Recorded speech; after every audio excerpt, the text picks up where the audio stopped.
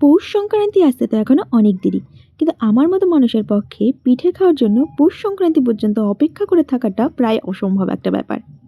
তো দেখো, তার জন্য এই শীতের সন্ধ্যায় বানিয়ে ফেললাম গরম গরম পাটিসাপটা।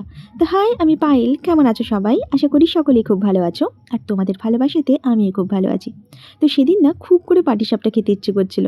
তো যেমন ভাবা তেমন কাজ। তো দেখো, প্রথমেই আমি একটু চাল ভিজিয়ে রেখেছিলাম।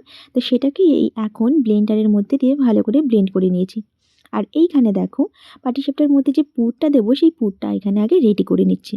তো এটা আমার রেডি করা হয়ে গেছে, তো ওটাকে সাইডে রেখে এখন ব্যাটারটাকে ভালো করে গুলিয়ে নিয়ে গরম তাওয়ার মধ্যে দিয়ে সুন্দর করে স্প্রেড করে নিয়েছি। তারপরে ওই পুরটাকে দিয়ে একটা খুন্তির সাহায্যে ভালো করে রাউন্ড রাউন্ড করে একটা শেপ দিয়ে নিয়েছি। তো দেখো, এখানে আমার পাটিসাপটা একেবারে রেডি। গন্ধেতে তো মনে হচ্ছে এখনই খেয়ে ফেলি, কিন্তু না, খেয়ে ফেললে তো চলবে না। বাড়িতে আমার গপু রয়েছে, আর ওকে না দিয়ে কি করে খাই বলো তো? তাই দেখো, সবার প্রথমে আমি গপুকে ভোগ লাগিয়ে দিলাম। আর তারপরে বাড়ির অন্যান্য যে ঠাকুর রয়েছে তাদেরকেও ভোগ দিয়ে দিলাম। তা আমার মনে হয় বছরের প্রথম পিঠে ঠাকুরকে দিয়ে খাওয়াটাই শ্রেয়। তো দেখো, এখন পুজো হয়ে গেছে, এখন খেয়ে দেখার পালা। তো চলো এখন খেয়ে দেখা যাক কেমন হয়েছে। হুম, দারুণ সফট হয়েছে, মুখে দেওয়ার সঙ্গে সঙ্গে মিলিয়ে যাচ্ছে। তো তোমরা একদিন বাড়িতে ট্রাই করে আমাকে জানিও। দেখা হবে নেক্সট কোনো ভিডিওতে। টাটা।